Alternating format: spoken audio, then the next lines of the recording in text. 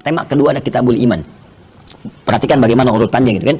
Nah, iman ini penting untuk memberikan pengetahuan kepada kita demi menguatkan iman dalam jiwa. Terkadang ada orang mengaku beriman, kadang ada dua persoalan. Imannya bisa naik turun, saat naik yang sunnah pun kuat dikerjakan. Kan? Jangankan yang fardu, yang sunnah pun dia kerjakan, dia kejar.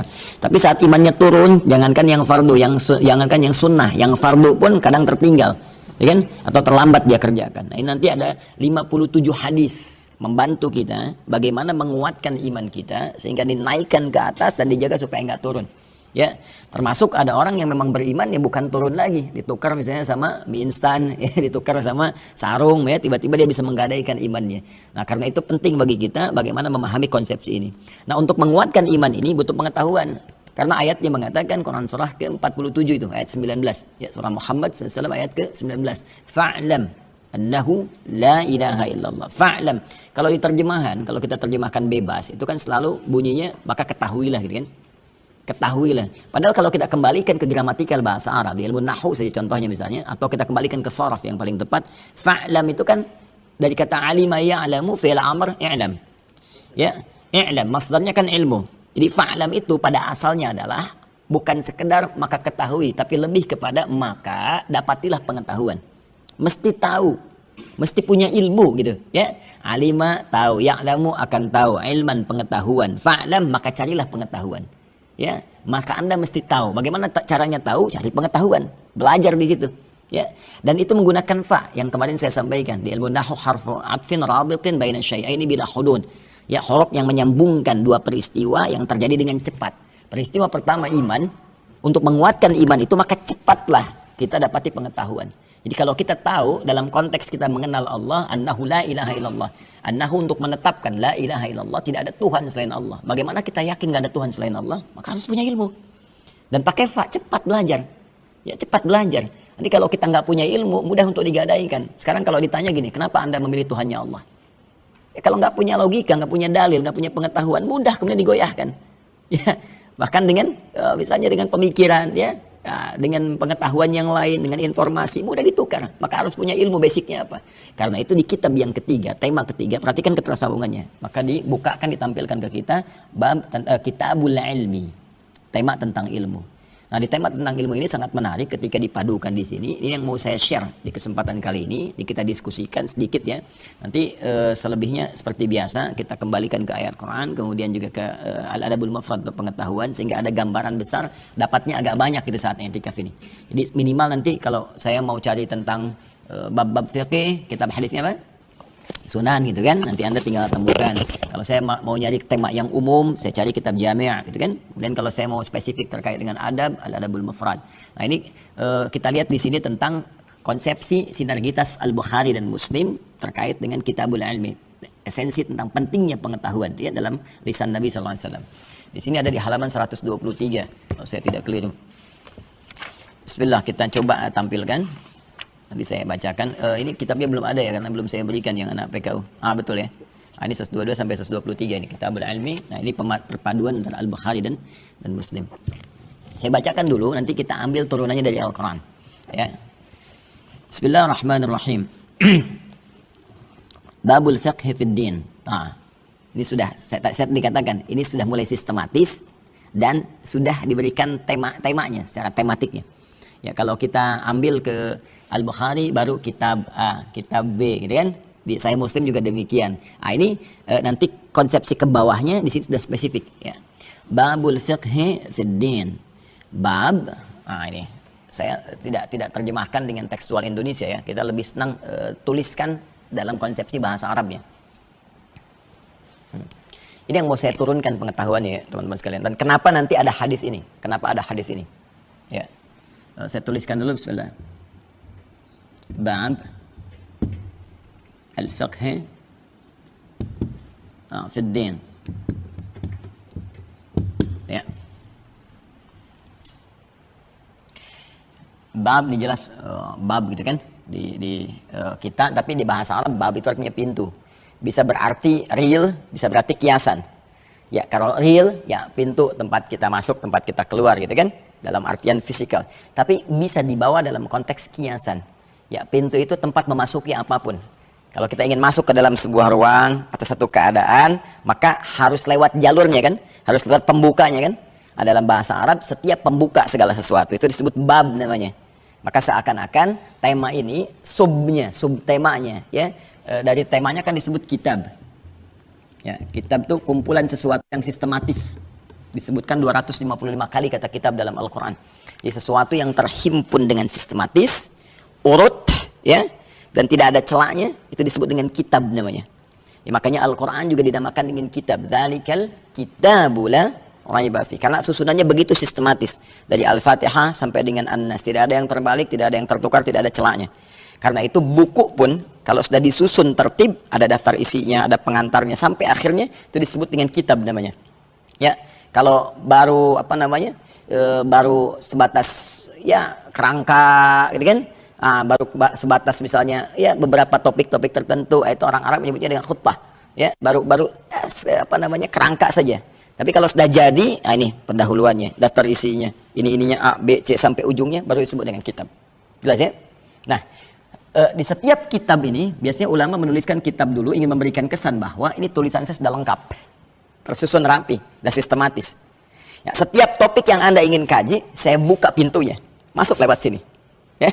Nah, di bagian ini saya akan terangkan kepada Anda pintu pembuka al-fiqhu fid din. Ya. Jelas ya? Babul fiqh fid din hadza, babul fiqh fid din asalnya demikian. Hadza mubtada, kemudian mahdzuf, babnya ini khabar, gitu kan? Kemudian al-fiqh mudhaf ilaih, fiqh fid din. Nah, kenapa saya bahas ini? Ini penting di ilmu nahwu itu nanti ada i'rab untuk memberikan kesan kepada kita pemahaman yang dalam. Jadi kalau kita tahu i'rab, kita bisa memahami ini arahnya kemana, maknanya apa. Beda antar harakat A, I, U itu lain makna. Bahkan kalau masuk ke fikih lughah itu lebih dalam lagi. Kenapa laki-laki identik dengan A? Perempuan I. Coba deh, anta perempuan anti, jazakallah kak perempuan jazaki. Kenapa kalau banyak identik dengan U? Muslimun U, ya kan? Mukminun U. Itu ada rahasianya. Nanti supaya nggak lompat-lompat kita khususkan gitu ya. Dan ada rahasia besarnya nanti. Ada luar biasa sampai ke karakter itu di bahasa Arab tuh sampai ke karakter dipelajari. Ya, ke karakter itu dipelajari. Ya, kita kesini dulu. Ini pakai mudhaf ilaih, sesuatu yang disandarkan seakan-akan memberikan kesan kuat pada hal yang mengikat. Ya, bahwa bab ini begitu penting gitu ya, terkait erat dengan sesuatu yang sangat penting dan mengikat pada bagian turunan tema yang saya uraikan. Babul fiqh, apa itu fiqh? Ya. Fiqh itu artinya paham, sederhananya, mengerti, ya, paham, mengerti. Tadi kata faqha asalnya, itu masdarnya, keadaannya, keterangannya atau sifatnya, karakternya. Ini kata kerjanya. Saya mau lompat dulu ke Al-Quran, karena ini dasar yang paling utamanya. Kenapa ini muncul nanti ya?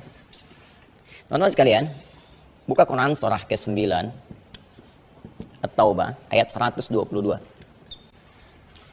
Paling kiri sebelah bawah di mushaf standar. Mushaf Utsmani paling kiri sebelah bawah.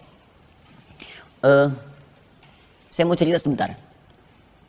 Jadi dulu ada satu semangat yang dahsyat gitu kan, untuk merespon ajakan jihad. Karena dulu masih suasana serang-serang militer gitu kan. Banyak sekali, akhirnya ada panggilan-panggilan untuk mempertahankan diri. Dan itu semangat. Karena motivasinya besar. Kalau meninggal syahid surga gitu kan. Makanya kalau ada orang menyeru untuk jihad, idnadal munadi lil jihad, ya, dia mengatakan jahidu fi sabilillah, ayo jihad. Itu keluar semua, nggak mikir panjang. Karena memang mereka itu hidup untuk wafat. itu poinnya. Hidup untuk apa? Untuk wafat. Jadi gambarannya gini. Gambarannya ya kehidupan ini kan amanah. Kehidupan yang paling abadi itu di akhirat gitu. Jadi, itu kata itu sudah bab yang paling tinggi lah. Tapi caranya benar. Ya, kalau dibelokkan ke cara yang salah jadi bahaya ini. Ya, caranya benar. Karena itu setiap ada panggilan untuk berkhidmat pada agama, karena ini konsepsinya bekal untuk akhirat, pertaruhan terakhir. Karena dunia itu gini, sifatnya karena sementara, tazul gitu kan, sementara. Maka apapun yang didapatkan sifatnya sementara saja. Nisbi, sifatnya relatif. Jadi kalau dia kaya, kayanya sementara. Ketika meninggal, selesai kekayaannya. Makanya ketika dikatakan meninggalkan dunia, jadi semua yang ada di dunia tinggalkan. Mau gelar, coba pernah nggak ada orang misalnya meninggal, ya kan semua gelarnya sama tuh, almarhum, Wafat, apapun jabatan nih, mau presiden, ketua MPR, mau DPR misalnya, mau pejabat, mau apa, nggak pernah ada dituliskan misalnya direktur A meninggal dunia terus di nisanya tuliskan ya, tetap aja almarhum, selesai ya. Apalagi harta, jangankan ke akhirat, harta fisikal dunia, ke alam kubur pun nggak ada yang dibawa. Handphone yang paling bagus apapun itu silakan, nggak ada orang bapak kalau meninggal handphonenya nanti sertakan, kalau mama kangen miss call aja bisa. Tapi khairan yarah, mama ya amal mithqal dzarratin khairan yarah, ya kan, miss call yang nggak dijawab sarah yarah itu, mama ya amal mithqal dzarratin syarah yarah ya. Jadi saya mau balikan gini, karena sifat itu sederhana, maka ya, jangan terlalu bersedih, dunia itu teratur gitu, artinya udah diatur, rezeki diatur ya. Kalau kita udah meninggal selesai semua ya. Tapi kalau misalnya akhirat tuh maaf bekalnya tipis, fakir, maka fakir selamanya karena sifatnya abadi. Walal akhiratu khairul laka minal ula, sifatnya abadi. Jadi kalau fakir selamanya, kalau kaya selamanya. Makanya orang-orang yang cerdas, ya al-kayyisu kata Nabi itu, orang-orang yang cerdas dia akan menyiapkan diri untuk bekal akhirat karena sifatnya abadi untuk selamanya gitu ya. Nah, orang-orang berpikir pada saat itu ya sudah, kehidupan dunia ini tinggal nunggu ajal saja ya. Makanya mereka maksimalkan untuk mencari bekal akhirat. Begitu ada panggilan jihad, semua ikut serta. Nah, ketika semua ikut serta itulah kemudian Allah menurunkan satu firman yang sangat luar biasa. Ini pelajaran besar, karena peperangan itu ya, kemudian juga pergulatan itu bukan hanya terjadi perjuangan itu melalui ya fisikal, militer dan sebagainya, akan terjadi sesuatu yang sangat luar biasa. Turun ayat, wa makanal mu'minuna liyanfiru kaffah. Tidaklah semua orang beriman itu mesti berangkat ke medan juang seluruhnya. Kan? Falaula nafara min kulli firqa. Nah, ini saya mau turunkan. Ini sangat menarik teman-teman. Nanti saya turunkan poinnya, setiap poinnya. Falaula nafar min kulli firqa, min kulli firqatin minhum ta'ifah. Ini dia. Liyatafaqahu fid din. Asalnya dari sini. Ya, asalnya sini. Falaula nafara min kulli firqatin minhum ta'ifatun liyatafaqahu fid din. Saya turunkan ke sini. Liyatafaqahu. Ini. Ya tafaqahu fid din. Fid din. Oke. Ini poin utama yang ingin saya katakan. Lalu turunannya nanti hasilnya apa? Waliyunziru qaumahum idza raja'u ilaihim la'allahum yahdharun. Saya mau ke sini dulu. Hendaklah ada sebagian di antara mereka, enggak harus semua pergi ke medan juang. Hendaklah ada berjuang di porsi yang lain, di sisi yang lain. Apa itu? Lihat tafaqahu fid din. Kalimatnya bagus sekali, menggunakan lam di sini. Agar mereka ya, supaya ini ya di sini nanti masuk kepada mudhari'nya kan, ini perintah sifatnya arahan, kemudian di sini mudhari' dengan makna yang kemarin present kan, continuous dan future, jelas ya. Kemudian ada ta fa qaf ha waw, tadi saya katakan dibentuk jamak. Ini asalnya berasal dari kata fikih ke sini, lalu mendapat penambahan ta dan tasydid sebelum akhir. Nah, di qaf ini ada tasydid, ada tafaqahu di sini. Fikih saja sudah paham, mengerti. Jelas ya? Sekarang mendapatkan ta di depannya dan huruf sebelum akhirnya pakai tasydid. Di dalam ilmu lughah, kalau kita ambil turunannya di sharaf saja misalnya, setiap ada penambahan ta di awal, itu di antara maknanya menunjukkan kesungguhan, keseriusan, sungguh-sungguh serius, seakan memberi kesan bahwa tipikal orang beriman itu, ingat ya kalimatnya beriman, beda nanti antara muslim di diksi Al-Quran, paparan Al-Quran beda antara muslim baru Islam dengan mukmin ya. Misalnya orang di Quran surah 49 sedikit ayat ke-14 untuk menguatkan, ada orang Arab Badui mendeklar kepada Nabi langsung bahwa kami telah beriman. Qalatil a'rabu. Ingat ya, ada Arab, ada Arab. Kalau Arab itu perkotaan. Tapi kalau Arab itu di kalangan Badui, Arab Badui, ya, padang pasir. Qalatil a'rabu amanna. Orang-orang Arab Badui berkata, ya, kami telah beriman. Nabi nggak bisa komen karena urusan iman itu urusan perkara hati, Allah yang tahu. Maka diilhamkan kepada Nabi, diberikan wahyu, kul lam tu'minu. Katakan pada mereka, kalian belum beriman serius, belum mukmin. Walakin qulu aslamna. Tapi katakan kalian baru formalitas masuk Islam, baru diucapkan imannya dengan lisan. Ya, iman yang benar itu dari lisan turun ke hati.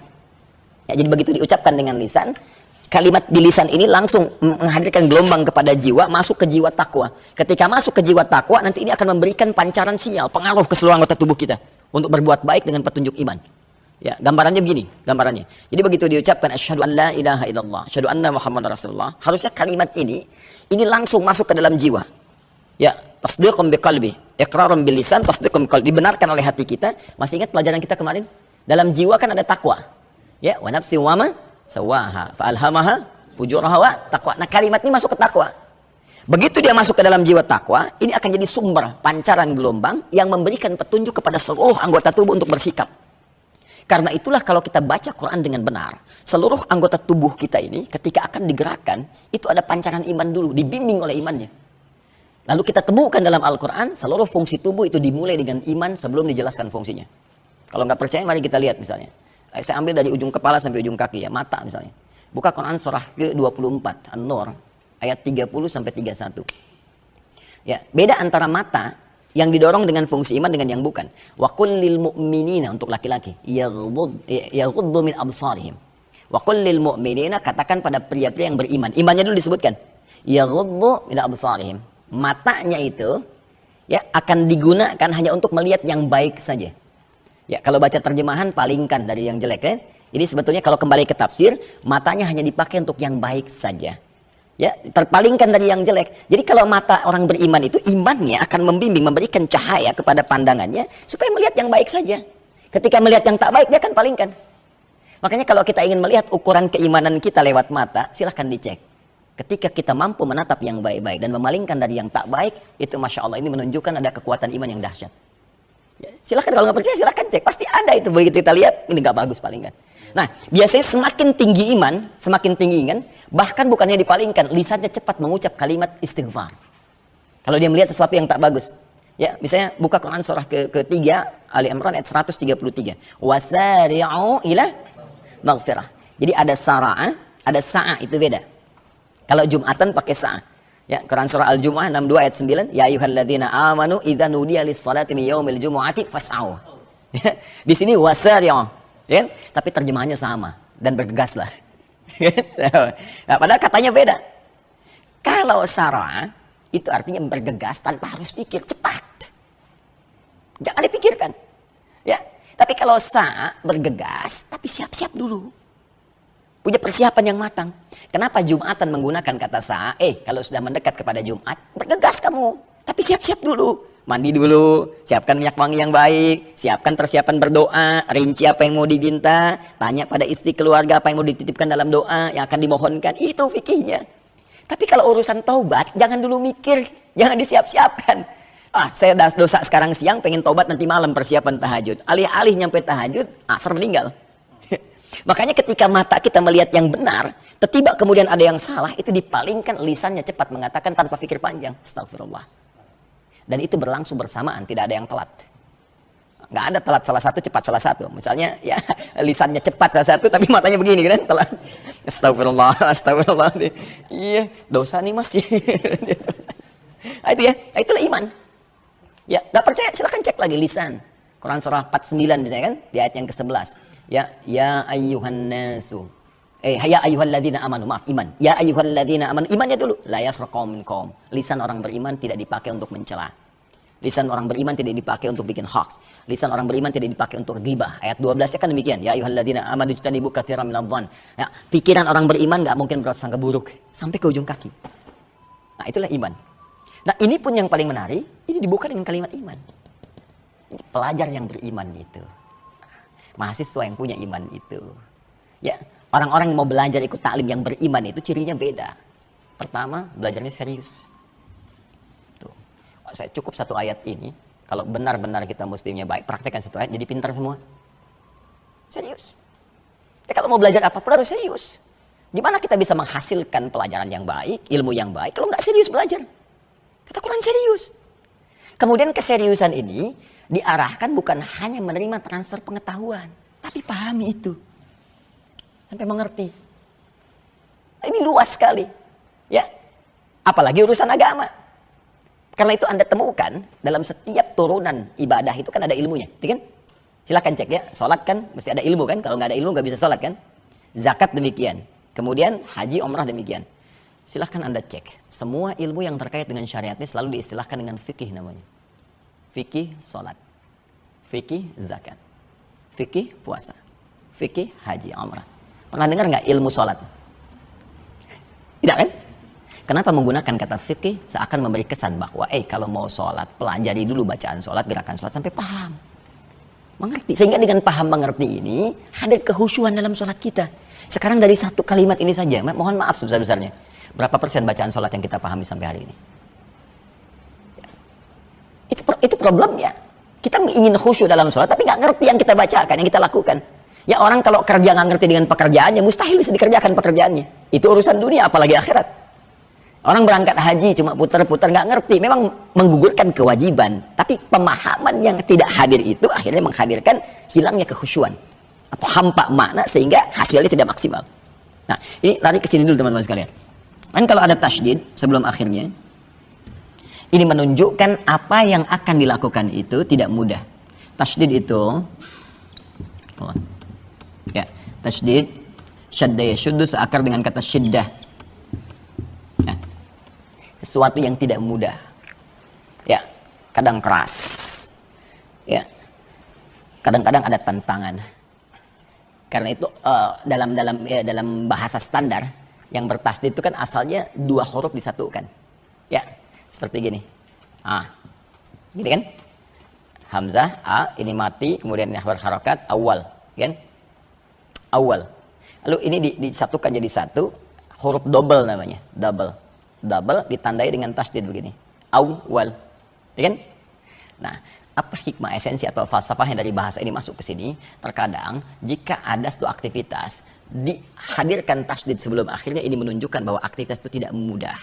Ya, bukan perkara yang biasa, butuh motivasi double, 2 kali lipat dari sebelumnya. Paham di sini? Nah, ini nggak mudah ya, karena ilmunya agak dalam di ilmu bahasa ini. Ya, ini seakan memberi kesan pada kita, serius dalam belajar sampai dengan paham, dan tambahkan motivasi 2 kali lipat dari biasanya. Jadi kalau kita ingin sukses, tambah motivasinya, tambah belajarnya. Orang 2 jam, kita 4 jam, gitu kan? Orang santai, kita serius. Jangan sampai duduk paling belakang, nggak pernah nanya, gitu kan? Mengandalkan kopian teman saat mau ujian. Makanya ilmunya sebatas saat ujian, betul nilainya bagus. Ya, tapi setelah itu terhenti di situ. Ini persoalan ya. Persoalan nih. Itu yang mudah dalam konteks yang umum, tapi kita berlaku semua karena konteksnya ad-din. Ayatnya belum selesai. Lihat tafaqahu fid din. Ini nggak berlaku muda, tapi tua muda hadir di dalamnya. Balik ya ke sini ya. Lihat tafaqahu fid din. Nah, dari sinilah kemudian muncul bab ini. Bab al-fiqh fid din. Ya, bab al-fiqh, belajar sampai paham fid din, pada hal yang terkait dengan semua tuntunan dalam ad-din. Apa itu ad-din? Islam. Apa itu Islam? Ad-din. Betul. Kita ambil ad-din itu Islam yang pokoknya. Dalilnya Quran surah ketiga. Kita pakai dalil ya, ayat 19. Inna ad-dina 'indallahil Islam. Kan?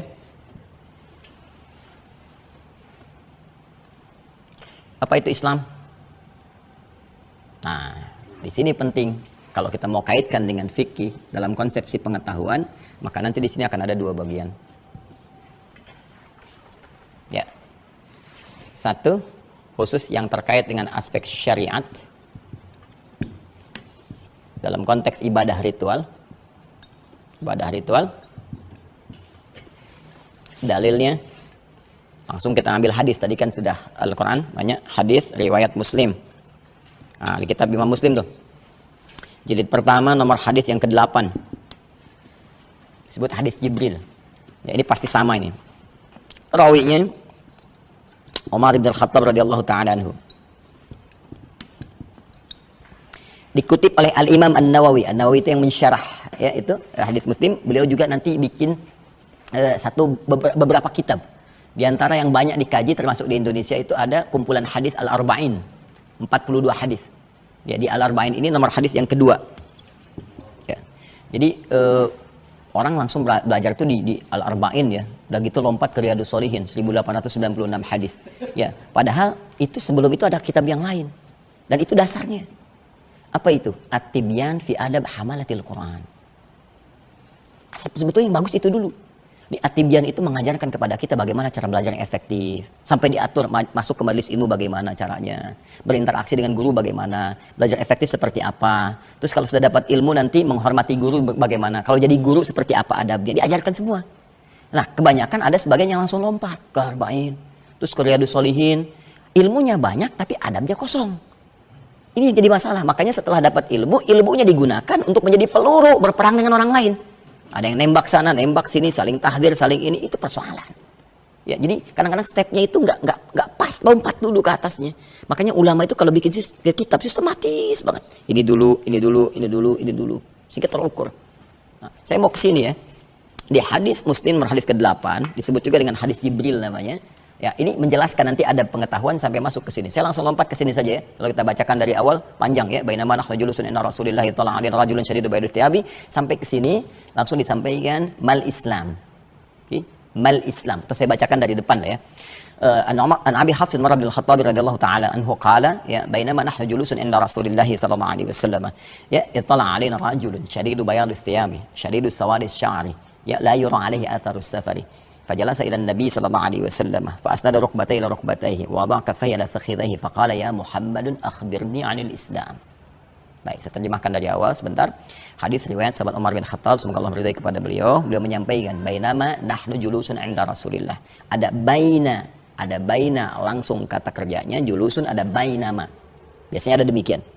Saya langsung cepat. Kalau ada bainama pakai ma di situ artinya santai. Jadi santai. Tatkala kami sedang duduk santai dengan Rasulullah SAW. Nah, ini adab kepada kita. Sahabat itu dalam santainya pun masih nyari orang baik. Nyari orang soleh. Dalam santainya pun. Ini pesannya sangat dalam. Kenapa? Karena orang santai, orang baik, orang soleh itu, walaupun dalam suasana santai, candanya pun pasti bermanfaat. Pasti ilmu. Dan gak akan bergeser dari ridha Allah Subhanahu wa taala. Kadang-kadang kalau kita kumpul-kumpul mau nyantai-nyantai, istilah sekarang ngopi-ngopi kan, macam-macam. Coba, yang keluar apa coba? Tergantung teman kan?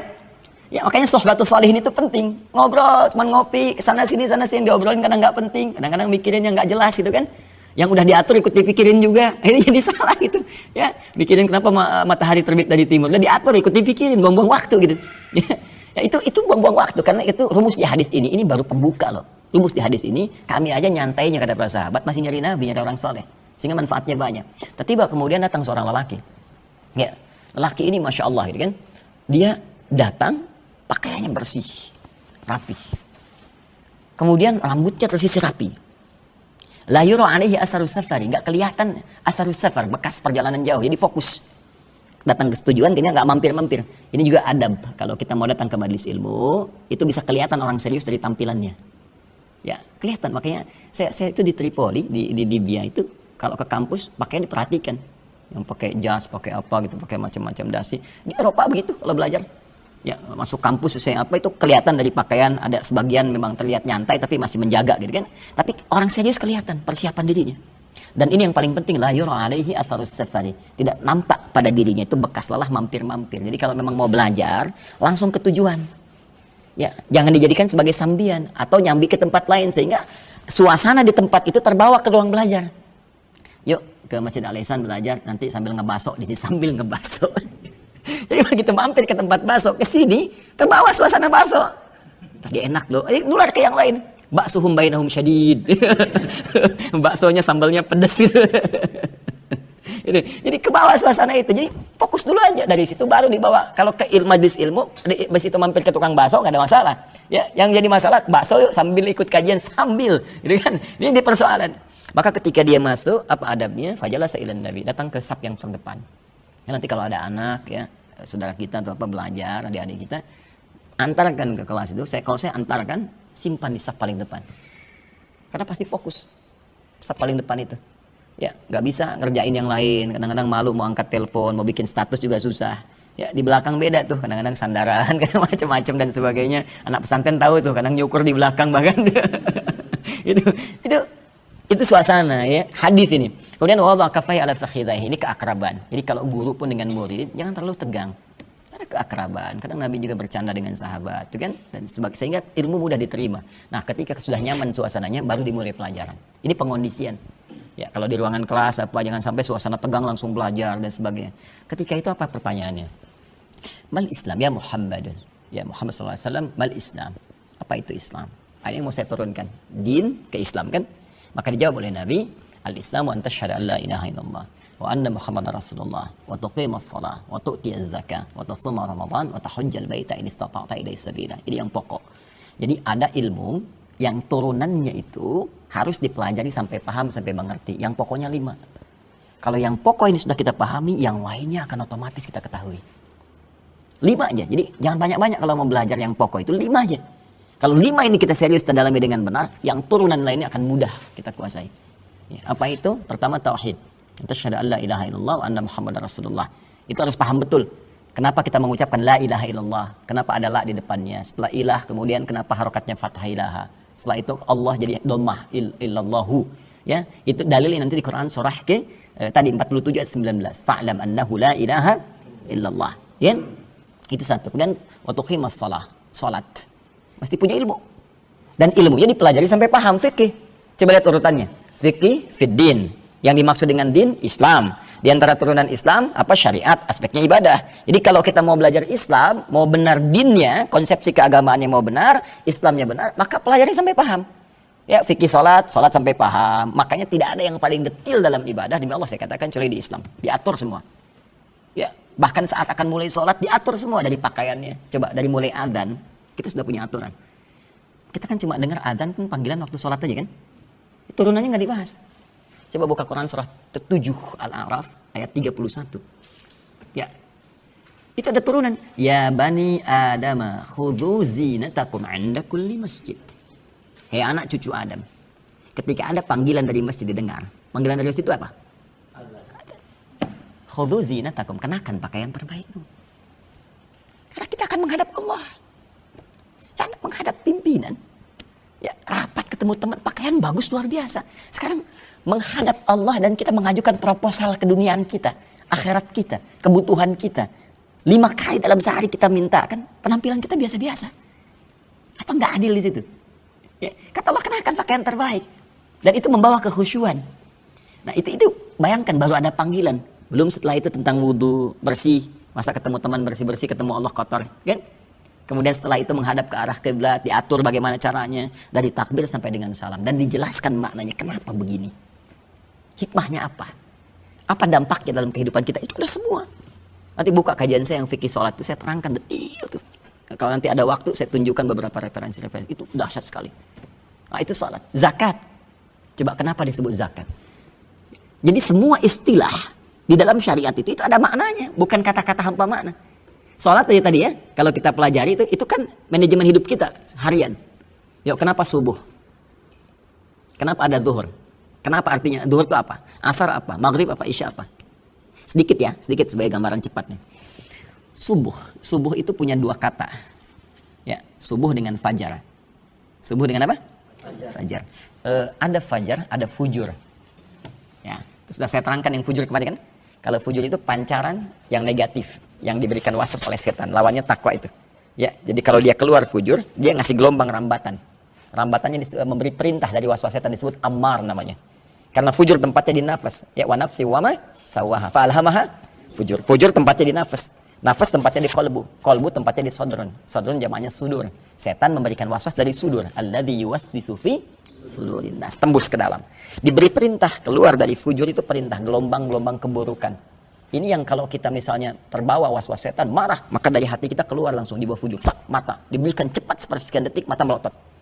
Lisan meracau, tangan memukul, kaki menendang, sepersekian detik. Nah, itu pancaran jeleknya. Pancaran kebaikan yang bersumber dari jiwa takwa kita disebut fajar namanya.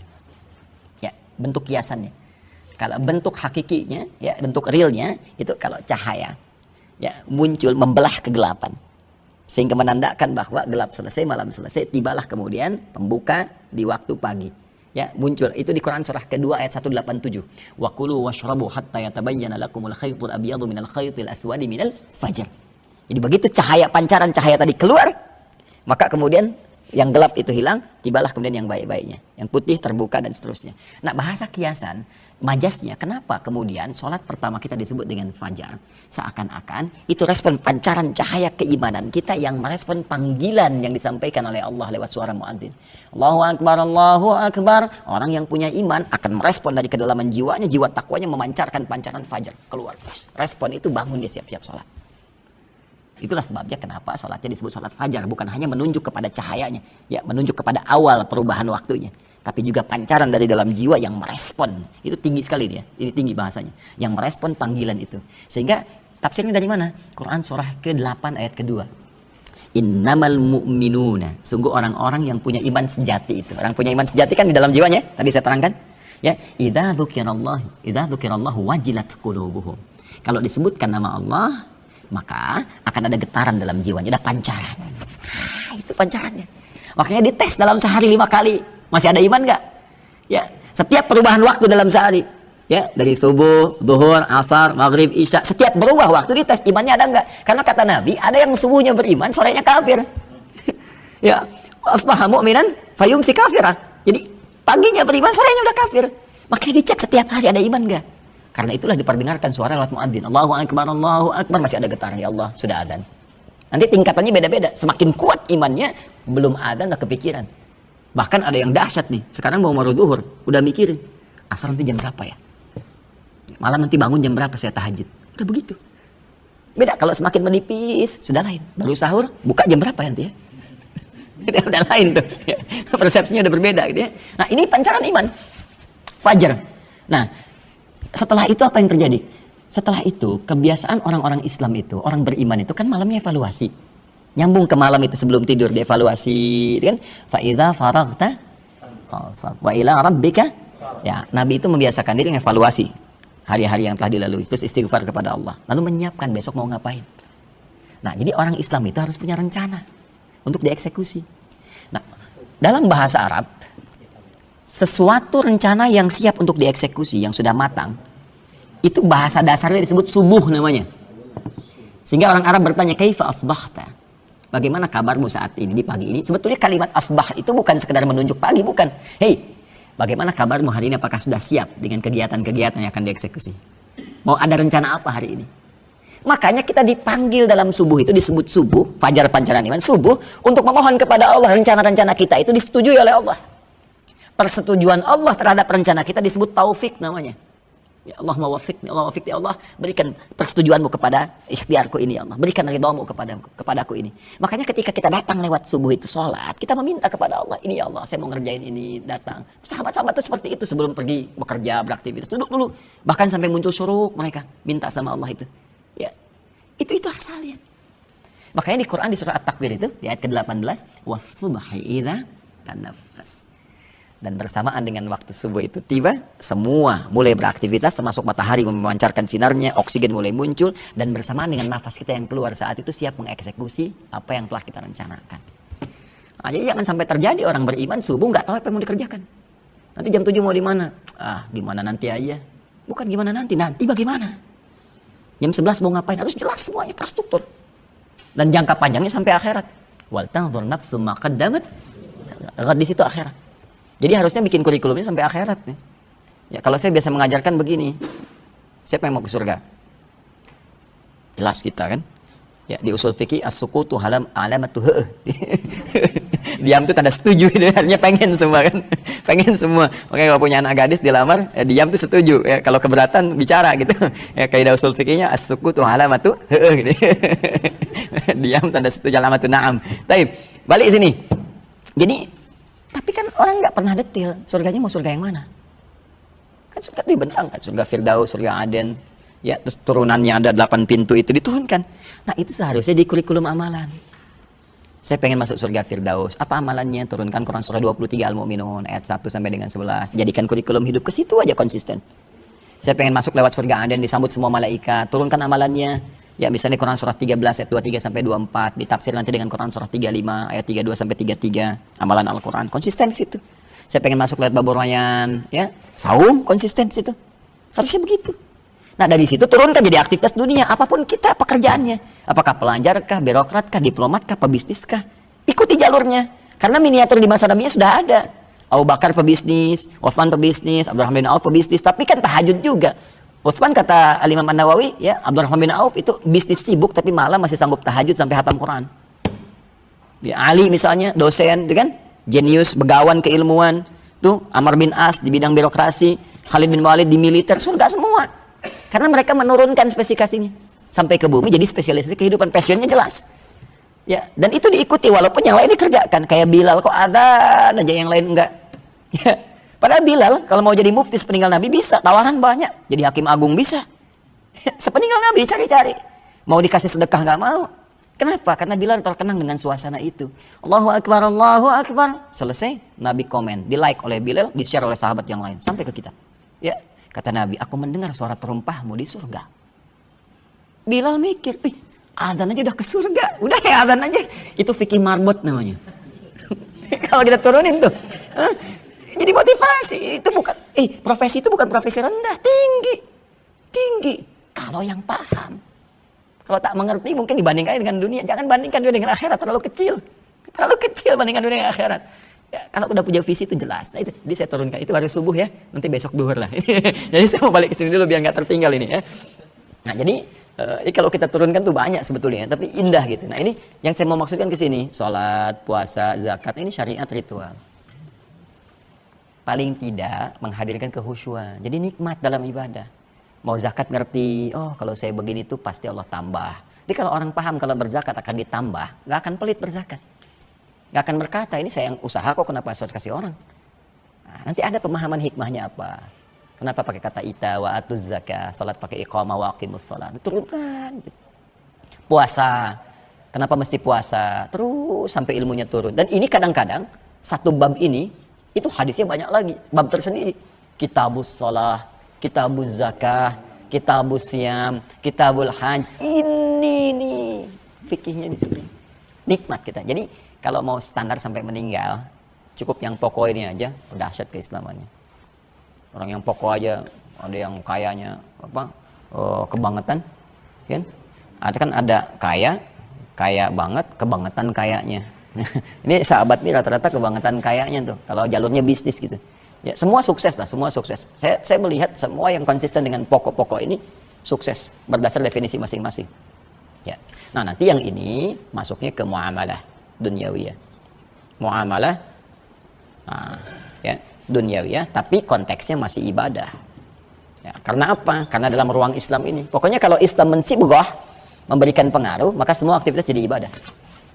Ya, jadi ibadah. Contoh mohon maaf, urusan makan saja, minum, berpakaian, itu kan ada panduannya. Ya, demi Allah saya katakan ya, tidak ada satupun kegiatan dalam Islam kecuali bersanding dengan panduan. Ini menunjukkan kebenaran risalah Islam. Manusia mana di muka bumi ini yang mampu membuat sebuah pedoman untuk semua kegiatan manusia dari bangun tidur sampai tidur lagi. Apalagi di masa 15 abad yang lampau. Dan munculnya dari tempat yang paling terbelakang di muka bumi. Ya, jahiliyah, tempatnya di Mekah, tempat yang tertutup, diapit oleh dua imperium besar, Romawi dengan Persia, nggak ada peradaban, semua keburukan muncul di sini, kok bisa munculkan itu? Dahsyat. Makanya nabinya nggak dipilih di Romawi. Nanti orang berkata, pantas Romawi punya peradaban, Persia punya kekaisaran, peradaban tinggi, tapi ditempatkan tempat yang paling nadir. Dengan semua keburukan muncul di sini, termasuk tindakan kriminalitas. Dan bisa merubah jahiliyah jadi khaira ummah. Kuntum khairan ummah. Nah, saya mau katakan begini, silahkan cek dari bangun tidur sampai tidur lagi. Ya, dan pedoman itu munculnya di doa. Cuman kita nggak baca doa pakai fikih, rumusnya nggak dipakai. Kita cuma melafazkan dengan lisan. Kita sebagian. Coba cek. Ya, yuk, saya contohkan gini. Satu-satu aja ya. Bangun tidur baca apa? Alhamdulillahilladzi ahyana ba'dama amatana wa ilaihin. Paham nggak itu? Oh, rumusnya fikih. Paham nggak? Nah, kalau kita baca digabungkan ini di Abu Daud ya, nomor hadis 1367. Lalu nanti di Al-Bukhari nanti 181. Itu gabungan. Jangankan dari bacaan, dari cara bangun diberi petunjuk. Karena Nabi sallallahu alaihi wasallam, kata Ibnu Abbas radhiyallahu taala anhuma, ketika menginap di bibinya Sayyidah Maimunah radhiyallahu taala anha, yang ingin melihat kebiasaan Nabi saat bangun malam. Begitu tidur terus bangun Nabi, beliau ngelihat itu anak usia masih dini sekali. Ya, usia sekitar 4-5 tahun gitu ya. Tapi karena didekatkan oleh bapaknya dengan orang soleh, dengan Rasulullah, ada rasa cinta. Nah, anak-anak itu kosong dia. Ya, gimana mau diisi lah, empty cell gitu ya. Gimana mau diisi ya? Siapa yang isi? Jadi kalau didekatkan dengan orang soleh, jadi soleh. Kalau didekatkan dengan dunia apa dan sebagainya, itu yang memberikan pengaruh pada dia. Maka beliau dekatkan Abbas, dekatkan Abdullah anaknya dengan Nabi sallallahu alaihi wasallam. Maka semua kegiatan Nabi disukai, dicintai. Sampai-sampai pengen nginep di rumah bibi beliau Sayyidah Maimunah karena Nabi sedang di situ. Malamnya Nabi bangun, dijelaskan oleh beliau. Karena Nabi sallallahu alaihi wasallam idza istayqadha min naumi, adalah kebiasaan Nabi sallallahu alaihi wasallam jika bangun dari tidurnya, fajalasa, duduk sebentar. Jadi kalau bangun duduk dulu. Jangan langsung beraktivitas. Perhatikan nanti alurnya bahkan secara kesehatan ya. Fama sahabiyadihi min athari naumi. Kemudian beliau menghilangkan dulu bekas ngantuknya dengan tangan yang diduga bersih. Awas, karena ada hadis lain nanti. Awas, hadisnya jangan dibenturkan ya. Kalau kalian bangun dari itu cuci tangan, karena kalian nggak tahu tangan itu kemana kita beraktivitasnya. Ya. Nah ini cuci dulu. Nah ini diduga dengan yang paling bersih. Kira-kira seperti ini, misalkan dihilangkan. Sampai hilang ngantuknya dulu. Jadi bukan bangun langsung baca doa. Kalau Anda baru bangun langsung baca doa, nggak sadar bacanya. Alhamdulillah. Bangun jam 3 sih, tapi begitu begini udah jam 4:30 kan, sahur lewat. Jadi hilang dulu ngantuknya. Setelah itu apa? Faqara'a khawatim surah Ali Imran, membacakan 10 ayat terakhir surah Ali Imran. Nah, 10 sampai 11 ayat tadi, inna fi khalqis samawati sampai ujungnya ya. Nah, kemudian setelah itu baru bacakan, ditafsirkan kemudian di Al-Bukhari. Faqala an Mu'adz bin Jabal wa Jundub bin Junadah radhiyallahu taala anhuma qala ya. Kedua menyampaikan, berkata Nabi SAW setiap bangun dari tidurnya apa bacaannya? Alhamdulillahilladzi ahyana ba'dama amatana wa ilaihin nusyur. Sekarang saya berikan satu penjelasan supaya kita mengerti apa maksud doa itu. Alhamdulillahilladzi ahyana. Saya memuji Allah, semua pujian hanya untuk Allah yang telah memberikan saya kehidupan. Ba'dama amatana. Ingat, bukan ba'da amatan tapi ada ba'dama amatana. Setelah mewafatkan sementara ya dalam keadaan tidur. Kalau ba'da amatana, wafat sama sekali. Tapi ketika menggunakan masa akan memberi kesan, bisa bagi Allah mewafatkan saya saat tidur tadi. Tapi Allah berikan saya kesempatan lagi untuk hidup. Ya. Dan ini dikaitkan dengan evaluasi sebelum tidur. Kan saat tidur, sebelum tidur tadi kan kita merinci kan kegiatan kita kan, besok mau ngapain. Terus sebelumnya banyak kesalahan, istighfar. Terus berjanji pengen memperbaiki besok, ya Allah, saya punya kesempatan besok untuk hidup lagi, saya pengen perbaiki, saya pengen tambah bacaan Quran, saya pengen tambah sholat sunnahnya. Terus dikasih hidup, ya, sesuai dengan ajalnya. Maka kita bersyukur, ya Allah terima kasih memberikan saya kesempatan lagi hidup. Walaupun kau bisa wafatkan aku tadi dalam tidur, aku bersyukur ya Allah. Wa ilaihin nusyur, ini intinya. Nah, dan aku berjanji, kata nasyara yansyur, nasyran wa nusyuran, itu artinya menyebar untuk kembali. Tengok ya, menyebar untuk kembali. Fa idza qudiyatis salatu fantashiru. Maka jika Jumat telah selesai ditunaikan, silakan menyebar beraktivitas untuk balik lagi ke rumah masing-masing. Dapat pendapatan dari situ. Ya, makanya Jumat dijadikan sebagai wahana untuk mencari link, ya, mencari kolega. Dari situ kemudian diterapkan, diaplikasikan dalam kehidupan beraktivitas, balik ke rumah masing-masing. Ini nasyara. Nah, kita dengan kesadaran penuh mengatakan, ya Allah, saya sadar, itu saya akan pulang, saya akan kembali kepadamu, membawa apa yang telah saya lakukan dalam kehidupan dunia. Saya berjanji saat bangun ini untuk menyiapkan amalan-amalan yang lebih baik daripada sebelumnya, untuk saya bawa bekal pulang menghadap kepadamu. Saya akan menyebar ya Allah, beraktivitas. Ya, saya akan tingkatkan ibadah. Wa ilaihin nusyurhinya dijadikan bentuk gaib untuk memberikan batas. Ya, kalau bentuknya wa ilaika, jadi seakan-akan dekat waktunya. Jadi kalau kita jadikan gaib, memberikan batas, seakan kita katakan berikan aku waktu ya Allah, tempo untuk bisa memperbanyak amalan, memperbaiki yang sebelumnya, untuk bekal pulang kepadamu. Jadi ketika kita katakan alhamdulillahilladzi ahyana ba'da mamatana wa ilaihin nusyur, itu komitmen kita pada waktu itu bahwa kita akan mengisi sisa hidup yang diberikan Allah saat itu lebih baik daripada sebelumnya. Jadi kalau hari itu lebih buruk dari sebelumnya, celaka. Makanya ulama mengatakan orang yang harinya lebih bagus dari sebelumnya, orang beruntung dia. Ya, tapi orang yang sama, ya, yang sekarang dengan sebelumnya, itu orang rugi dia, karena nggak manfaatkan waktu. Tapi kalau dia lebih buruk dari sebelumnya, celaka orang itu, dikasih kesempatan nggak diperbaiki. Itu baru doa bangun tidur, belum yang lainnya. Makanya penting kita fikih. Nah, turunan muamalah ini, itu kan turun ke bawah, itu kan baru bangun tidur ya.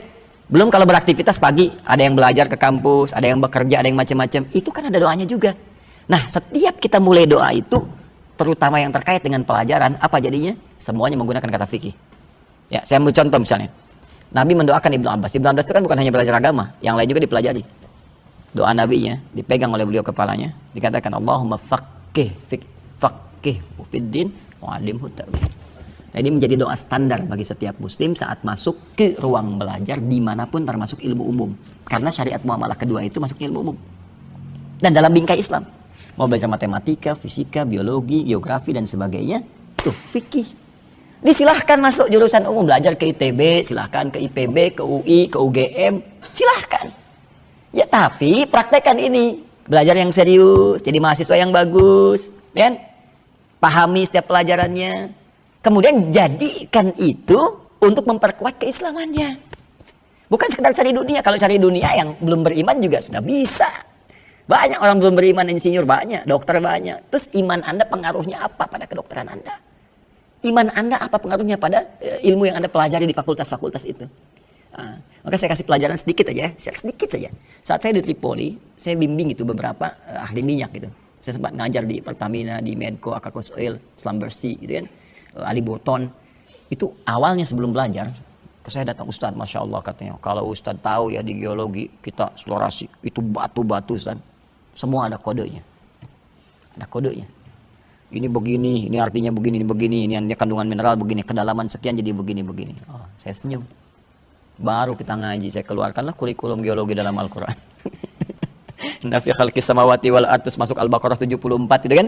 Ya, masih ingat kan Al-Baqarah 74? Tsumma qasat qulubuhum min ba'di dzalika fahiya kal hijarati aw ashaddu qaswah wa inna minal hijarati lama yatafajjaru minul anhar. Saya turunkan, Pak. Itu udah ada di Quran. Ragam batu dalam Al-Quran diturunkan nih, yang ada kandungan airnya. Ini yang begini, bahkan ini Pak jatuh karena Allah. Jatuh karena Allah perintahkan, bahkan saking khusyuknya dia jatuh. Saya ingin tunjukkan siapa yang buat itu semua. Terus turunkan sampai pekan berikutnya berubah kalimatnya. Masya Allah Ustaz, begitu besar kekuasaan Allah Subhanahu Wa Taala yang bisa memberikan tanda pada setiap batu untuk menunjukkan kekuasaannya. Di dunia dapat, pendekatan ke Allah pun meningkat. Itu harus demikian. Astronomi boleh, jangan cuma dipakai untuk menunjukkan gugus bintang ini dan sebagainya, ngatur bagaimana ritme bisa di alam semesta, tapi juga gunakan itu sebagai tanda untuk mendekatkan diri kepada Allah. Ya, minimal untuk tahu Ramadan kapan, ya, kemudian juga untuk tahu Idul Fitri kapan, untuk tahu Idul Adha kapan. Makanya semua disebut dengan alam namanya. Coba alam langit, alam hewan, pernah dengar itu? Alam tumbuhan. Alam itu apa? Alam itu artinya apa? Hah? Bukan, alam itu dari bahasa Arab. Nah, kapan alam mulai muncul? Setelah Petifera. Bukan. Alam itu secara bahasa artinya tanda. Makanya diambil dari situ, ya, ke dalam bahasa Indonesia menjadi alamat. Alamat itu tanda yang mendekatkan pada tujuan. Di mana tempat Masjid Al-Ihsan alamatnya? Alamatnya di mana? Tahu, oh di situ jalan jingga sekian, kan? Ketika tahu alamat lebih cepat sampai ke tujuan. Alam ini kenapa disebut alam? Karena menunjukkan tanda tercepat menuju Allah Subhanahu Wa Taala. Diberikanlah tanda kekuasaan Allah itu di alam supaya kita lebih cepat kenal Allah. Tandanya itu disebut dengan ayat. Karena di Quran dikatakan inna fi khalqis samawati wal ardi wa ikhtilafil laili wan nahari la ayatil liulil albab. Gitu. Nah, mahasiswa muslim, mahasiswa beriman, kita yang beriman, belajar di fakultas umum pun harus sampai kepada ayat. Ya, jangan bergerak, jangan batasnya di titik alam saja. Kalau cuma alam, yang belum beriman pun bisa. Kita harus sampai ke ayat. Ayatnya apa? Sehingga berubah status menjadi ulul albab. Ya, apa itu ulul albab? Albab itu jamak dari kata lub. Lub. Pernah lihat kelapa? Kelapa ya? Kelapa itu kan ada kulit luar, jauz hindi, ada kulit luarnya kan? Ya, kan setelah itu ada batoknya kan? Kulit juga kan? Kulit keras kan? Setelah itu ada bagian kulit bagian daging kan? Ya kan? Setelah itu ada daging, terus di dalamnya tahu nggak ada yang putih, bening, halus gitu kan? Itulah lub. Jadi inti kelapa kedalamannya itu lub di dalam itu. Ada orang yang ilmunya bisa sampai memahami sampai ke kedalaman. Ada yang cuma nangkap di luar aja, kulit kelapa luar. Ada yang baru sampai ke batok. Jadi orang kalau mau lihat bintang ke atas, ya, lihat ke atas tuh. Ada yang baru lihat bintang bagus ya, sinarnya, itu kulit kelapa luar. Ya. Wah ini bisa jadi gugus penunjuk nih, arah kemana? Itu baru dalam. Nah, mau masuk daging. Oh ini bisa dijadikan sebuah petunjuk untuk menentukan waktu. Itu baru daging yang dalam. Ketika kita katakan, Subhanaka ma khalaqta hadza batila. Mustahil yang menciptakan ini kecuali Allah. Seperti Nabi Ibrahim menemukannya. Ya, Nabi Ibrahim menemukannya. Itu barulah ulul albab. Dia menemukan ayat. Nah, tugas kita mencari ayat lewat pengetahuan. Makanya rugi kalau cuma bayar pengetahuan untuk dunia. Belum tentu kepake. Belum tentu kepake. Kalau ini udah pasti kepake nih. Coba, belajar fikih sholat, tiap hari sholat kan? Antum tuh lucu kadang-kadang itu. Tiap hari sholat, tapi ilmunya nggak dipakai. Belajar sholat yang dipakai tiap hari, ilmunya nggak serius. Tapi dunia yang belum tentu diraih, seriusnya luar biasa. Bikin seminar, stadium general, sekolah sampai S1, S2, S3, sampai dingin tuh. Ini belum tentu dipakai gitu. Ya, kadang-kadang manusia tuh, aduh gimana ya? Makanya saya sering bilang cepi, cepat pikirkan gitu kan. Nah ini paham ya? Nah sekarang baru baca hadisnya. Kalau udah paham ini, hadisnya kita baca. Ini penutupnya. Jadi kenapa nanti pengantar ini penting saya sampaikan untuk masuk ke sini. Kalau orang nggak tahu ini, baca ini hampa nanti. Gitu aja pahamnya. Tapi kalau kita mengerti dari sini, baca hadisnya nyambung. Ya, kadang-kadang orang hadisnya dulu dibaca, baru disyarah begini gitu ya. Tapi saya coba balik untuk mendapatkan kenikmatan dalam merasakan hadisnya. Bismillahirrahmanirrahim. Qala haddatsana an Muawiyah qala, hadis dari riwayat Muawiyah bin Abi Sufyan, ini termasuk jenius Muawiyah ini. Ya, nanti di bawahnya di backup oleh Amr bin As, Ibn As radhiyallahu taala anhu. Nah, ini saat jadi gubernur nanti khalifahnya naik Muawiyah bin Abi Sufyan dan nanti masuk pada kategori dinasti Bani Umayyah. Ya. Termasuk meriwayatkan hadis. Jadi jangan terjebak oleh fitnah-fitnah yang berkembang di lingkungan ya. Ya, kita menghormati semua sahabat kita cintai. Ya, jangan sampai ada sebagian kita dukung, yang lain kita nistakan, itu tidak baik. Ya, tidak baik. Nanti pendiri Nahdlatul Ulama, Hadratus Syekh Haji Muhammad Hashim bin Asy'ari, ya bin Asy'ari, itu punya 19 kitab. Di kitab kedua ada namanya Risalah Ahlus Sunnah wal Jamaah. Ya, saya dulu senang baca itu sampai ulama-ulama lokal, ulama kita gitu ya. Ya, kitabnya luar biasa, rasa internasional itu. Ya, bahkan sebagian saya hafalkan itu. Ya. Nah, itu di kitab kedua di halaman yang ke-10. Ya, halaman yang ke-10, paling kanan sebelah bawah itu paragraf terakhir, beliau menunjukkan tentang satu aliran secara akidah yang agak aneh gitu. Ya, agak aneh. Wa minhum, kata beliau, dan di antara aliran yang aneh itu yang tiba-tiba datang ke Pulau Jawa tahun 1333 Hijrah.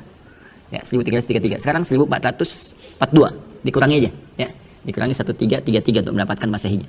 Itu ada di antara aliran mereka menjubalighuna hawa Sayyidina Ali bin Abi Thalib. Siapa yang senang terlalu berlebihan, mengkultuskan ya sampai ke sahabat Ali bin Abi Thalib, kemudian senang mencela sahabat yang lain. Disebutkan ya Abu Bakar, Umar itu kan, dan yang lainnya dan seterusnya. Nah, itu diingatkan oleh beliau, jangan sampai seperti itu kata beliau. Lalu dihidangkan hadis-hadis Nabi SAW karena Syekh Hashim ahli hadis dan sanadnya banyak ya, Al-Bukhari dihidangkan oleh beliau hadis-hadisnya. Nah, jadi kita harus menghormati semua sahabat ya, sahabat-sahabat Nabi, karena kulluhum udul di ilmu hadis, kulluhum udul, semuanya adil dan baik dalam pandangan Allah. Jadi saya punya sahabat saya dijelek-jelekan, bagaimana perasaan saya? Nabi punya sahabatnya dicela, bagaimana perasaan Nabi? Gitu ya? Nah, makanya dalam banyak kesempatan Nabi memegang tangan sahabat, mengatakan ini sahabatku, siapa yang melukainya dia melukai aku. Ya. Bismillahirrahmanirrahim. Qala Muawiyah pernah menyampaikan, sami'tu Nabiyya sallallahu alaihi wasallam yaqul, ini hadisnya saat beliau naik ke mimbar ya berkhutbah. Nah, jadi pejabat-pejabat dulu bisa khutbah itu. Pak Azul PR itu ya, terus nyiapkan kadar-kadar pejabat yang bisa khutbah. Nah, Jumatan saya khutbah menterinya gitu kan. Nah, kemudian ya presidennya insyaallah kan, gubernurnya, bupatinya, nah, itu bisa khutbah.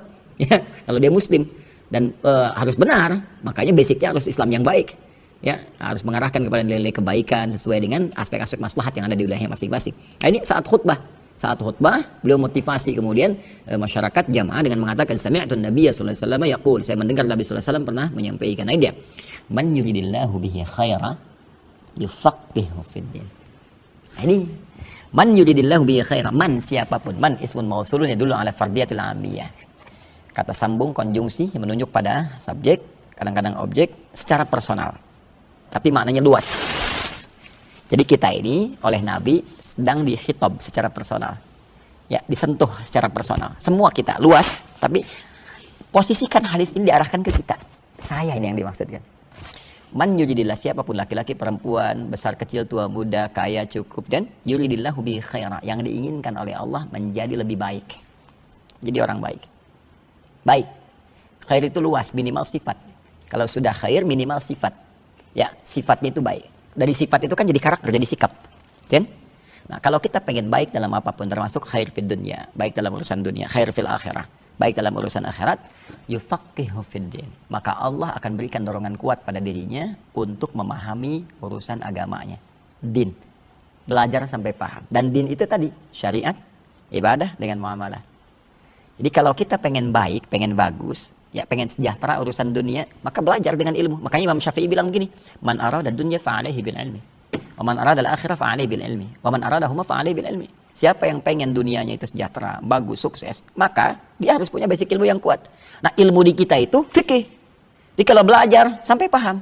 SD paham, anak cek lagi pulang ke rumah. Saya dulu begitu, belajar pulang ke rumah ditanya sama ibu saya, belajar apa tadi? Dicek sampai mengerti. Ya, jam sekian gak boleh nonton TV, dicek semua. SMP apalagi gitu kan, masuk pesantren, kita ngulang-ngulang dan seterusnya. Ujian saya 3, Pak. Masa-masa saya, Fahad nggak tahu saya ya, 2 tingkat di bawah saya dulu ini. Ujian saya masih 3 kali. Jadi pertama ujian lisan, ya kan? Yang kedua ujian tulisan, ya. Jadi kadang-kadang ditukar tulisan dulu, terus dicek di lisan, ya supaya tahu ini yang benar nggak yang ditulis nih dengan yang diucapkan, kan? Habis itu gabungan keduanya, dan itu udah 3 kali ini 2 lagi agama dengan umum.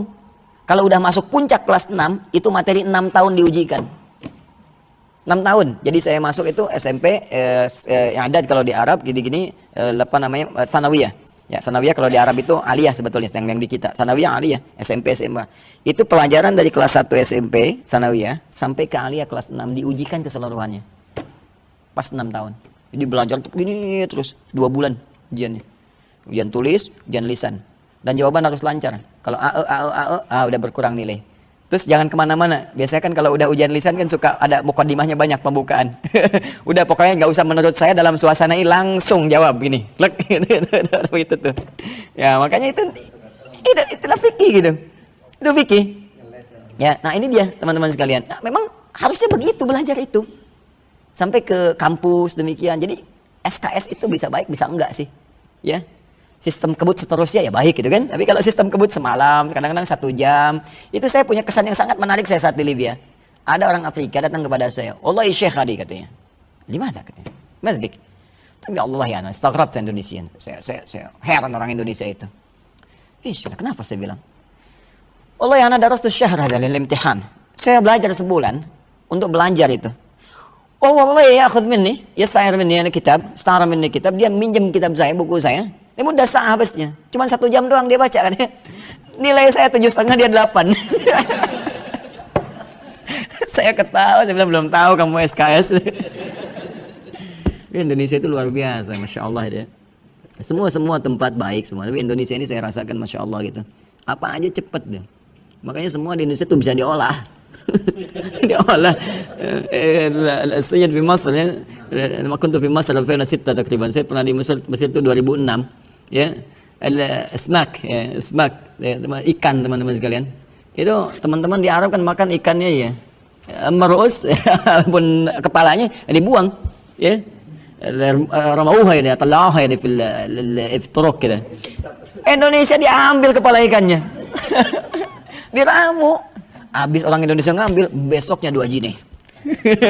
Udah ada harganya 2 pon. Iya, dulu di Libya, ini aku tuh Tarablusnya kepala kambing dibuang. Kepala kambing. Ya kulitnya nggak dilihat. Indonesia beli kepala kambing, wah langsung ada yang dibakar di sop ini macam besoknya 5 dinar. Bahasa coba lihat, bahasa apa aja lidah orang Indonesia itu cepat sekali. Orang Cina bisa bahasa Arab ketahuan Cina ini. Ya kan? Ya, orang Jepang sama bahasa Inggris Jepang ini. Orang Indonesia asal di radio aja. Where have you been, John? Oh, John. Wah, dikira tuh orang Chicago, ternyata Chicago yang bilang gitu. Bisa muncul. Nah, jadi, saya ingin katakan demikian. Maka kalau mau jadi orang hebat, belajar. Mau jadi orang sukses akhirat, belajar. Belajarnya sampai paham. Nah, ini baru satu kata gitu, fikih. Nah, teruskan dulu sebentar ya. Wa inna ma ana qasim Allah yu'ti. Saya cuma sharing aja kata Nabi. Di urusan like, share, komen tuh udah ada di hadis. Di copy paste sama Facebook gitu.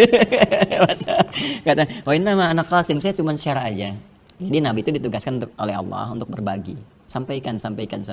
Lalu kita diteruskan balik wani walau ayat, sampaikan walaupun cuma satu ayat satu. Jadi kita itu umat penyampai. Makanya mau balik itu penyampai. Kalau minta fatwa jangan sama mau balik, salah. Mau balik jangan penyampai tabligh, nyampein aja. Nah, dai ngajak. Jadi kalau sudah pakai jadi dai harus ada ilmu. Ilmu sebatas apa yang diajak. Yuk tahajud, harus belajar ilmu tahajud. Minimal pada aspek itu. Di atas dai nanti ada mufti. Ya, ada mufti, ada qadhi. Qadhi itu lebih mengikat. Kalau mufti kayak MUI dia, fatwa itu memberikan tapi nggak mengikat sifatnya, secara moral saja. Tapi kalau sudah qadhi, harusnya di Kemenag tuh ada sifat-sifat qadhi. Itu sudah ada hukum yang mengikat. Jadi negara berperan di situ, bisa mengeluarkan punishment atau reward. Gitu ya. Jadi kalau nggak dikerjakan, bisa dihukum. Itu qadhi namanya. Mengikat sifatnya sepanjang nanti ada kemaslahatan universal.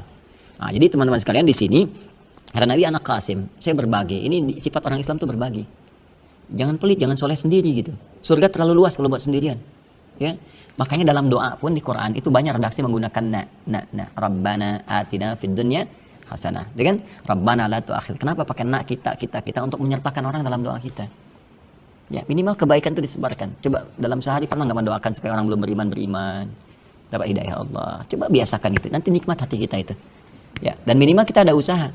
Jangan nanti suatu saat dihisab di hadapan Allah, kenapa saya tempatkan kamu bertetangga dengan non-muslim, tapi nggak pernah bahkan kamu doakan. Ya, sehingga dia kesulitan mendapatkan petunjuk. Ya, bahkan aku telah berikan, tapi jalurnya kamu saya tempatkan di situ nggak ada peran dari kamu. Mau jawab apa? Ya, saya kira Allah udah ngasih petunjuk duluan. Nggak bisa mulut dikut. Bagaimana cara mendatangi Allah? Namanya lewat takwa. Takwa itu didesain oleh Allah sebagai cara untuk mendekat kepada Allah. Ingin apapun, mau dunia, mau akhirat, mau macam-macam, gitu kan? Nanti takwa turunannya ibadah. Makanya ada satu ayat dalam Al-Quran yang menyandingkan kalimat takwa dengan peningkatan pengetahuan. Itu ada di ayat 282 di surah Al-Baqarah. Langsung ke ujung ayatnya. Akhir ayat 282 di surah Al-Baqarah. Kalau di mushaf standar paling kiri sebelah bawah, ya, paling bawah langsung. Wattaqullah wa yu'allimukumullah. Wattaqullah, tingkatkan takwamu kepada Allah, wa yu'allimukumullah. Dengan meningkatkan takwa itu Allah akan berkenan terus menambahkan pengetahuan dan mengajarkan kepadamu. Karena itu saya kasih rahasia cepat ya. Para ulama itu menyiapkan anak-anaknya juga termasuk mereka. Dari kecil itu meningkatkan takwa dulu sebelum belajar. Makanya pendidikan mereka cuma dua. Yang paling pokok, salat dengan Quran. Ya, salat dengan Al-Quran. Salat, Quran, dan hasilnya dahsyat. Silahkan cek ya, semua ilmuwan, baik yang ulama di bidang syariat ataupun begawan pengetahuan. Ya, kalau di syariat kan ada Syafi'i misalnya kan, ada Imam Malik, Imam Ahmad, Imam Abu Hanifah dan ke atasnya ataupun ke bawahnya. Di begawan pengetahuan ada Al-Kindi, Al-Farabi, ya, Al-Khawarizmi, Al-Battani, Ibnu Sina dan sebagainya. Itu silahkan, saya pernah baca biografinya itu. Dari kecilnya udah hafal Quran rata-rata 7 tahun, 9 tahun. Salatnya bagus. Ya, pernah dengan Ibnu Sina? Ya, banyak isu di luar itu, klarifikasi dulu, baca yang betul. Perkaya wawasan bacaan kita itu ya. Ada satu tokoh di kita yang pakar Ibnu Sina. Namanya Dr. Syamsuddin Arif. Saya rekomendasikan beliau untuk mengkaji buku-buku pemikirannya. Itu hafal Quran 7 riwayat. Terus bahasanya juga kalau nggak salah 11 apa ya yang dikuasainya itu. Dan termasuk cendekiawan sampai di dunia barat sangat dikagumi. Selain Gus Hamid, ya, Gus Hamid Zarkasi yang dari Gontor itu punya buku Mishkat namanya. Yang ini itu dahsyat tuh. Ya, pemikirannya luar biasa sampai orientalis tuh sungkan sama beliau itu. Sekarang malah yang pakai Malaysia. Di Malaysia sekarang ininya mengabdikan ilmunya. Itu ilmunya banyak sekali itu, luas ya, Masya Allah. Nah, itu termasuk yang pakar terkait dengan pemikiran dan riwayat Ibnu Sina. Wah, kalau udah nulis bagus. Ya, kalau bicara mungkin standar, tapi kalau udah nulis sama diskusi itu luas. Gambaran-gambaran Dr. Syamsuddin Arif namanya. Nah, saya ingin gambarkan begini. Semua itu, Ibnu Sina termasuk, itu kalau lupa sesuatu, bukan melihat ke karyanya, sholat 2 rakaat. Ya, sholat selesai. Lupa sesuatu, sholat selesai. Kita agak beda. Nggak pengen ingat pun jadi ingat dalam sholat itu. Makanya Abu Hanifah pernah memberikan tips ngerjain setan. Saya pernah praktekkan, berhasil. Jadi kalau lupa, jadi satu kali ada yang datang ke Abu Hanifah, ya Syekh, Allah yang nasid fi amri kita, saya lupa dalam urusan ini. Khalas sholli rakaatain, sholat 2 rakaat. Nanya, udah nggak usah banyak tanya, sholat aja katanya. Sholat kan? Sholat dulu, sholat. Biar sholat kan 2 rakaat. Begitu udah sholat, datang ke Abu Hanifah, Syekh, aku udah ingat nih, pulang dulu. Ditanya Abu Hanifah, kenapa engkau perintahkan sholat? Sebetulnya aku sedang ngerjain setan, katanya. Ya kenapa? Karena di rumus hadis, setan itu kan saat kita takbir, dia menggoda kan? Kata Nabi, fayaqulu syaitanu udhkur kata. Ya, hatta la yas'ural musalli kam rakatan yusalli. Setan itu kalau kita sudah takbir, kalau belum takbir biasa. Kalau sudah takbir, Allahu Akbar, baru dia masuk. Ingat kita apapun. Ingat pekerjaan, ingat ini, ingat itu, ingat yang belum dijawab, ingat status belum diupdate, masuk semua. Itu benar kata Nabi. Sampai ada orang lupa berapa rakaat dan menunaikan sholat. Kadang-kadang yang hilang pun ingat. Itulah jenius Abu Hanifah, ngerjain setan dia. Jadi formalitas saja sholat gitu kan. Begitu dia sholat, muncul. Oh di sini rupanya kunci mobil itu. Nah jadi itulah. Setan nggak bisa baca hati isi kita. Ya, nggak bisa baca isi hati kita, nggak bisa. Dia hanya memberikan was-was itu kan. Niat itu hanya Allah yang tahu. Ya, hanya Allah yang tahu. Makanya ibadah kita diukur niat. Innamal a'malu bin niat ya. Nah, jadi dekati Allah dengan takwa. Saya tutup terakhir, walan tazala hadhil ummatu qa'imatan ala amrillah la yadurruhum man khalafahum hatta ya'ti amrullah. Allahu akbar. Kalau semua umat Islam ini begini, belajarnya benar, maka kata Nabi, umatku aku jamin akan selalu unggul sampai tiba keputusan Allah. Tafsir keputusan Allah itu ada dua di sini. Satu yaumul qiyamah, sampai kiamat, atau ada orang yang mengambil konsep ini dan umat Islam yang lalai sehingga meninggalkannya. Maka kalahlah di situ. Sekarang ayo kita renungkan, benar nggak hadisnya? Siapa yang serius belajar sekarang? Konsep ini kan dipakai, ya kan? Kita jangan salahkan mereka, jangan salahkan Barat, jangan salahkan ilmuwan mereka yang serius riset, anggaran banyak dan sebagainya. Karena mereka mengamalkan, mengerjakan. Ya, jangan sibuk mencela, balik ke kita, koreksi diri. Saatnya kita kemudian beralih, bangkit kembali ke kitab-kitab asal kita. Saya melihat banyak yang terpukau dengan karya-karya kontemporer, padahal itu copy paste. Dan kita ini asli orisinal, ada semua. Semua dalam Islam komplit, termasuk tokoh-tokohnya, nggak ada yang fiktif. Barat itu sampai saking kesulitannya menemukan tokoh teladan, sampai bikin fantasi fiktif. Superman, Batman, Catwoman, Wonder Woman gitu kan. Kemudian juga Spider-Man, Hulk dan sebagainya itu kan. Kita lupa. Ya, terus Timur ikut-ikutan kan, Jepang bikin Satya Baja Hitam, Kotaro Minami kan belalang tempur, tendangan maut dan seterusnya. Ya, muncul kemudian Susuke Watanabe nulis Dragon Ball itu, ya Son Goku, Son Gohan, kemudian Piccolo, ini saya hafal itu, baca saya nonton enggak? Karena untuk mempelajari hazanah peradaban, kita tuh lengkap semua. Silakan cek. Di pengetahuan ada, di ahli ini ahli itu, sampai ada ulama bikin ini kitab. Kitabnya menarik sekali. Ada namanya Akhbarul Azkiyah. Informasi seputar orang jenius di muka bumi. Diturunin dari kalangan nabi sampai ke hewan. Hewan paling pintar apa aja, yang intelijensianya kuat, yang dia bisa nurut, yang macam-macam. Akhbarul Azkiyah, karya Ibnul Jauzi. Akhbarul Azkiyah. Sampai ada lagi kitab Akhbarul Ahmaq. Orang paling bodoh, ya, kisah-kisah tentang paling bodoh semuka bumi. Siapa aja dari awal, dari mulai iblis dan turunan sampai ke bawahnya. Iblis itu kan makhluk intelektual yang kebelinger, sampai intelektualnya saking pintarnya konslet jadi bodoh. Ya. Dia itu pintar, bisa nipu, tapi kepintarannya nggak digunakan untuk membaca rahmat Allah. Allah itu kan maha penyayang. Kalau salah mau tobat pasti diampuni. Tapi dia memilih menampilkan kesombongannya untuk melawan rahmat Allah. Di situlah jatuh kehormatannya di sisi Allah. Ala fakhruj minha fa innaka rajim. Keluar, kamu terkutuk. Makanya kita katakan a'udzubillahi minasyaitonir. Lawannya rahim. Cuman beda satu titik jadi masalah. Titik. Ya. Nah, itu makanya jangan sembarangan nulis titik ya. Yang harusnya nggak ada titiknya dititikin. Angka bukannya titik kan, malah dititikin. Koma jadi titik kan, beda tuh. Ya, jelas ya? Nah, beda kan rasanya kalau kita ngajinya di awal gini, terus baru ke sini tampilannya. Gitu. Ya, jadi itulah. Itu baru satu hadis. Belum kita bahas sarahnya. Nah, jadi tapi itu satu di antara sekian khazanah keislaman, ribuan, ratusan ribu, bahkan jutaan hadis yang menuntut kita untuk mendalaminya lebih baik, lebih serius lagi, lebih baik lagi. Minimal satu ini kita praktekkan, maka saya kira jaminan Allah lewat Rasulnya insya Allah akan terwujud, karena Allah punya sifat la yukhliful mi'ad, tidak mungkin menyalahi janjinya. Saya kira itu yang kita bahas dulu, sementara waktu kita jeda. Semoga Allah merahmati kita, berikan petunjuk kepada kita semua. Bila ada yang benar yang saya sampaikan itu dari Allah dan Rasulnya, silahkan dipraktikkan. Kalau ada yang salah itu dari saya pribadi. ya mohon ditinggalkan, cari informasi lain lebih baik yang bisa kita amalkan dalam kehidupan sehingga melahirkan harmoni dalam kehidupan dunia kita dan rahmat Allah ketika kembali kepada Allah Subhanahu wa taala. Allahumma taqabbal minna innaka antas samiul alim wa tub alaina innaka antat tawwabur rahim. Allahumma ij'alna min ahlil Qur'an waj'alna al-Qur'ana sahiban lana fid dunya wa syafi'an lana fil akhirati ya arhamar rahimin. Rabbana atina fid dunya hasanah wa fil akhirati hasanah wa qina adzaban nar. Bifadlika subhana rabbika rabbil izzati amma yasifun wa salamun alal mursalin wa akhiru da'wana subhanakallahumma bihamdika nashhadu an la ilaha illa anta nastaghfiruka wa natubu ilaik. Alhamdulillahi rabbil alamin.